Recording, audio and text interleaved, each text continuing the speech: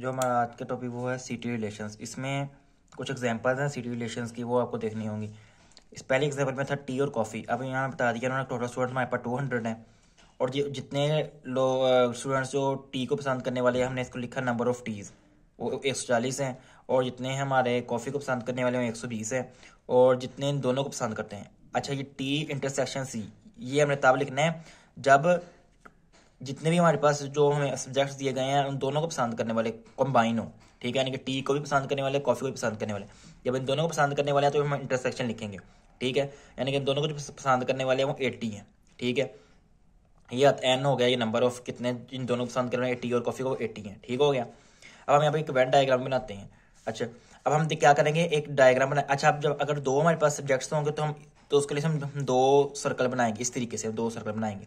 ठीक है, अब हमने 2 सर्कल्स बना दिए। ठीक हो गया।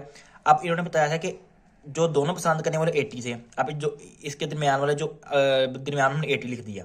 ठीक हो गया। अब क्योंकि ये दोनों को पसंद करने वाले थे, यानी कि टी भी पसंद करते हैं, कॉफ़ी पसंद करते हैं, ये 80 हो गए। ठीक हो गया। अब उसके बाद हमने निकाले टी, यानी कि इस टी के अंदर वो वाले स्टूडेंट्स भी इंक्लूड हैं जो कॉफ़ी भी पसंद करते हैं और टी भी पसंद करते हैं। ठीक है, लेकिन हमने वो वाले स्टूडेंट निकाले हैं जो सिर्फ और सिर्फ टी को पसंद करते हैं। तो जो सिर्फ टी को पसंद करने वाले, हमने 140 में से ये वाले 80 को माइनस करेंगे। ठीक है, तो हमारे पास आ जाएगा 60। ठीक हो गया। और इस तरीके से हमने इस 120 कॉफ़ी में वो स्टूडेंट भी हैं जो टी को पसंद करते हैं, कॉफ़ी को पसंद करते हैं। इसलिए हमने इसमें से हमने वो ऐसे सिर्फ स्टूडेंट्स निकालने हैं जो कॉफ़ी को पसंद करते हैं। अब वो वाले जो स्टूडेंट्स हैं वो हैं, अब हम 120 में से 80 निकालेंगे तो 40 बच गए। ठीक हो गया। अब इस तरीके से ये अब जो टी वाले स्टूडेंट हैं ये सिर्फ और सिर्फ टी को पसंद करने वाले हैं, ये सिर्फ और सिर्फ कॉफ़ी को पसंद करने वाले हैं, और जो ये 80 हैं ये दोनों को पसंद करते हैं, टी और कॉफ़ी को। ठीक हो गया। अब हमारा यहाँ पे पहले क्वेश्चन उन्होंने बताया था कि वो स्टूडेंट बताओ जो सिर्फ सिर्फ टी को पसंद करने वाले हैं। तो जो सिर्फ टी को पसंद करने वाले तो 60 थे, तो 60 आ गया। अब उन्होंने बताया था कि जो कॉफ़ी को पसंद करने वाले, कॉफ़ी को पसंद करने वाले 40 थे, यहाँ पे देखें 40 आ गया, यानी 120 में मैंने कहा था 80 मार्क्स को, तो 40 आ गया। उसके बाद तीसरा था कि जो ना ही टी को पसंद करते हैं और ना ही कॉफ़ी को पसंद करते हैं। ठीक है, यानी कि ना ही वो टी को पसंद करने वाले, ना ही कॉफ़ी को पसंद करते। अभी जितने भी नंबर्स लिखे हैं 60, 80, 40, ये सबका सब कोई ना कोई तो कॉफ़ी या टी को पसंद करने वाला है। हम सबको क्या करेंगे, प्लस करेंगे, और इन सबको प्लस करने के बाद हम इसमें से यानी कि 200 स्टूडेंट में से हम माइनस कर देंगे। जब हम इन सबको प्लस करेंगे तो बन जाएंगे हमारे पास मेरा ख्याल है 180 बन जाता है ये, अगर हम इनको टोटल करें। ठीक है, अब इन सबको प्लस करेंगे क्योंकि ये सब के सब ये टी या कॉफ़ी तो पसंद करने वाले हैं, तो इसलिए हम इन सबको प्लस करके इस 200 स्टूडेंट में से माइनस करेंगे। तो जितने स्टूडेंट बचेंगे वो हम ये 20, ये मैंने इस बॉक्स में ये 20 मतलब कि ये इनमें इंक्लूड ही नहीं है। यानी 20 वैसे लड़के हैं जो ना ही टी को पसंद करने वाले हैं, ना ही कॉफ़ी को पसंद करने वाले हैं, ना ही दोनों पसंद करने वाले हैं। तो ये हमारे 20 निकला है। अब मैंने यहाँ लिखा भी है 200 माइनस 60 माइनस 80 माइनस 40। ठीक है, अभी 60, 80, 40 मेरे ख्याल से 180 होते हैं, और 200 में से अगर 180 को माइनस किया तो हमारे पास 220 बच गया। अब नेक्स्ट क्वेश्चन था only like T and coffee, यानी वो स्टूडेंट बताओ जो सिर्फ और सिर्फ टी और कॉफी को पसंद करने वाले हैं। अच्छा, वो वाले नहीं जो मिक्स हैं, जो टी और कॉफी दोनों को पसंद नहीं, सिर्फ और सिर्फ टी और कॉफी वाले। टी को पसंद करने वाले सिर्फ 60 थे और कॉफी को पसंद वाले सिर्फ 40 थे, तो हमारा 60 प्लस 40 के तो 100 आ गया। अब उनका एटलीस्ट लाइक वन, यानी कि वो स्टूडेंट बताओ जो एटलीस्ट एक कॉफी तो पसंद करते हो, यानी एक टी या एक कॉफी, इन दोनों में से कोई ना कोई एक पसंद करते हो या दोनों पसंद करते हो, एटलीस्ट वन तो पसंद करते हो। ठीक है, तो क्या करेंगे, हम इन तीनों को प्लस कर दें। क्यों? क्योंकि उन्होंने कहा एटलीस्ट वन, ये तो एक पसंद करने वाला भी एक पसंद करने, लेकिन उनका एक से ज्यादा भी हो सकते हैं। एटलीस्ट का मतलब होता है एक से ज्यादा भी हो सकते हैं। ठीक है, लेकिन एटलीस्ट वन होने लाजमी है। ठीक है, उससे ज्यादा भी हो सकते हैं, अगर उससे ज्यादा वाले वो भी हम ऐड करेंगे। तो हमने 60, 40 को ऐड किया और उसमें 80 को ऐड किया, तो हमारे पास कितनी आ गया, 180 आ गया। ठीक है, और इस वाले को हम कहते हैं यूनियन सी। यूनियन में होता है कि हम सबको जो सबका जो एडिशन होता है ना, सबका जो एडिशन होता है। ठीक है, इस वेन डायग्राम के अंदर जो सर्कल, सिर्फ सर्कल वाले हिस्से में जो नंबर्स हैं इनका एडिशन को हम सबका एडिशन कहते हैं यूनियन। ये आपने याद रखना है, क्योंकि ये इस तरीके से मैंने इस तरह आपको लिखवाया था कि आगे हमें इस फॉर्मूले की जरूरत पड़ेगी, तो हमें इसमें वैल्यूज पुट करनी होगी। ये तो सिंपल होगा ना, डायग्राम के जरिए हमारे पास इसके आंसर आ गए। अब आगे जो क्वेश्चन होगा उसमें हमें फॉर्मूला लगाना पड़ेगा। अब नेक्स्ट क्वेश्चन था हमारे पास, इसमें केमिस्ट्री, फिजिक्स और बायो स्टूडेंट जो इनरोलमेंट किए जिन स्टूडेंट्स ने। ठीक है, इन्होंने टोटल स्टूडेंट्स नहीं बताया इसके अंदर कितने स्टूडेंट्स हैं टोटल। ठीक है, अब इन्होंने बताया कि हमारे पास जो केमिस्ट्री में इनरोल्ड है स्टूडेंट वो 60 हैं, और फिजिक्स में इनरोल्ड है वो 40 हैं। हम इसी तरीके से हम एन और पी लिख देना। ठीक है, और बायो में जो इनरोल्ड है वो 30 है। अब उन्होंने बताया जो केमिस्ट्री और फिजिक्स में जो इनरोल्ड है, यानी कि केमिस्ट्री और फिजिक्स में जो दोनों बच्चे 2 सब्जेक्ट में इनरोल्ड हुए हैं वो 15 हैं। ठीक है, यहाँ पे मैंने इस तरह लिखा है, मैं बताया इंटरसेक्शन यूज करेंगे जब दो एक ही जैसे यानी कि बच्चे दो सब्जेक्ट में एनरोल्ड हों तो उसको हम इंटरसेक्शन यूज करते हैं, ठीक है। तो इसी तरीके से उनका फिजिक्स और बायो में जो बच्चे एनरोल्ड थे दोनों में, वो हम इंटरसेक्शन लगाएंगे और फिर ये थे 10। इसी तरह से बायो और केमिस्ट्री में जो थे वो 5 थे, ठीक हो गया। अब इसी तरीके से अब हमारे पास गिवन क्या है, गिवन हमारे पास ये है कि उन्होंने बता दिया हमें क्वेश्चन के अंदर ही आपने देखेंगे तो उन्होंने बता दिया कि जितने भी कोई ऐसा स्टूडेंट नहीं है जो इन तीनों सब्जेक्ट में एनरोल्ड हो, यानी कि सी, पी और बी, ठीक है, इंटरसेक्शन तीनों का लिया और इनका नंबर कितना 0, नो वन, यानी कि कोई ऐसा स्टूडेंट नहीं है जो इन तीनों सब्जेक्ट में एनरोल्ड हो। ये आपने बात याद रखें इनकी, उन्होंने क्या कहा था कि कोई भी ऐसा स्टूडेंट नहीं है जो इन तीनों सब्जेक्ट में एनरोल्ड हो, लेकिन किसी न किसी दो सब्जेक्ट में एनरोल्ड था, जिन सब्जेक्ट में एनरोल्ड था उन्होंने वहां पे हमें इसकी वैल्यूज बता दी। अब हमने बनाई डायग्राम। अब मैंने कहा था जब 3 सब्जेक्ट्स आएंगे तो हम इस तरीके से हम सर्कल्स बनाएंगे, पहला एक सर्कल ऐसा, दूसरा सर्कल ऐसा, तीसरा सर्कल इसके इनके दोनों के ऊपर ऐसा बन जाएगा, ठीक हो गया। अगर 2 सब्जेक्ट्स होंगे तो हम इस तरीके से सर्कल बनाएंगे।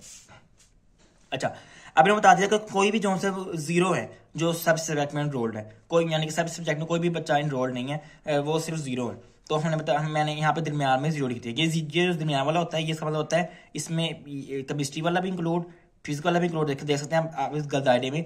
इस दायरे में जो सा है फिजिक्स, केमिस्ट्री और बायो तीनों इंक्लूड हुए हैं, तो हमने यहाँ पे 0 लिख दिया, ठीक है। अब मैंने बताया था जो केमिस्ट्री और फिजिक्स वाले में इंक्लूड थे वो 15 थे, तो मैंने यहाँ 15 लिख दिया। केमिस्ट्री और फिजिक्स वाले में जो इंक्लूड थे 15 थे, ठीक हो गया। अब मैंने बताया था कि केमिस्ट्री और बायो वाले में जो इंक्लूड थे इस यहाँ पे मैंने 5 लिख दिया, केमिस्ट्री और बायो वाले में 5 थे।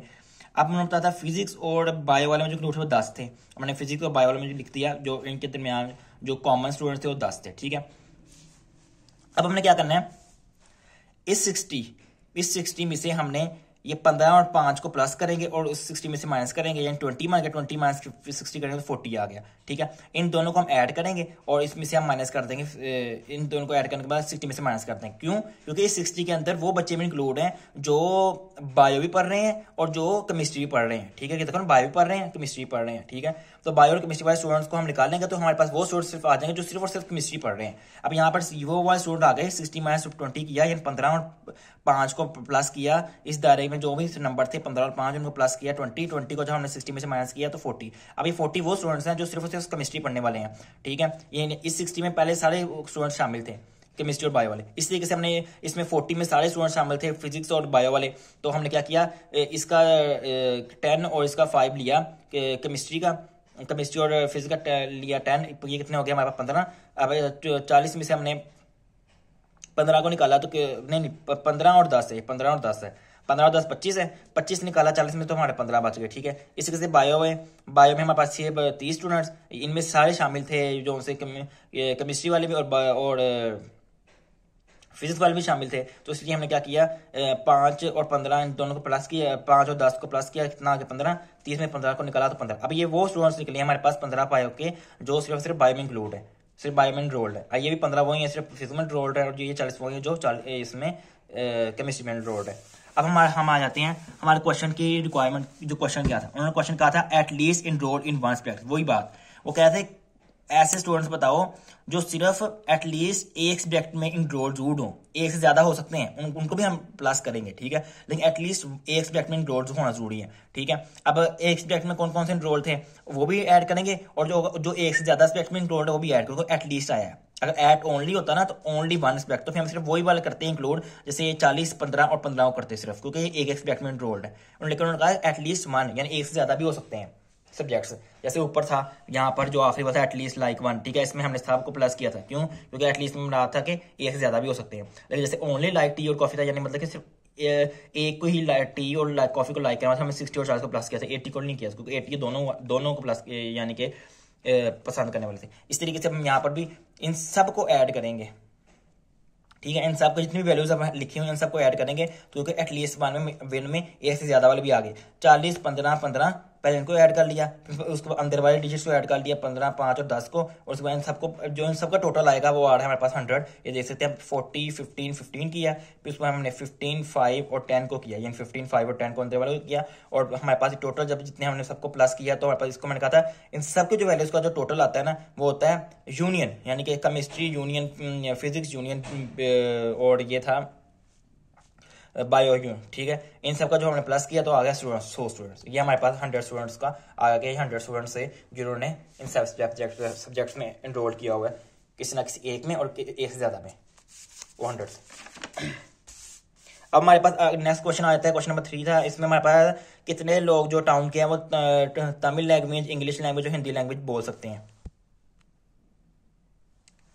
ठीक है। अब इन्होंने बताया, इसमें परसेंटेज के हिसाब से इन्होंने बताया हुआ है। इन्होंने बताया कि परसेंटेज में बताया हुआ है इन्होंने कि कितने तमिल लैंग्वेज बोल सकते हैं 85% है जी, कितने इंग्लिश लैंग्वेज बोल सकते हैं वो 40% है, कितने हिंदी लैंग्वेज बोल सकते हैं 20% है, कितने दोनों बोल सकते हैं। जब मैंने कहा दोनों तमिल और इंग्लिश बोल सकते हैं वो इंटरसेक्शन आएगा, इंटरसेक्शन लिखा और ये 32% आ गया। फिर तमिल और हिंदी वाले 13 आ गया और इंग्लिश और हिंदी वाले आ गए 10, ठीक हो गया। उसके बाद उन्होंने आप बताया कि अब हमने क्वेश्चन फाइंड करना है कि who speak all these language, all language जो स्पीक करने वाले कितने हैं, ठीक है, यानी कि तीनों लैंग्वेज स्पीक करने वाले कितने होंगे। तो यहाँ पे हम टी इंटरसेक्शन ई इंटरसेक्शन है, क्योंकि 2 लैंग्वेज पसंद करने वाला तो इंटरसेक्शन आता था, अब 3 आ गए, यानी तमिल भी इंग्लिश भी बोल सकता हूँ और हिंदी भी बोल सकते हो, ठीक है। तो यहाँ पर हमने क्या नाम है इंटरसेक्शन लगा दिया। अब हमने ये फाइंड करना है कि जो सारी के सारी लैंग्वेज बोल सकते हैं, ठीक है।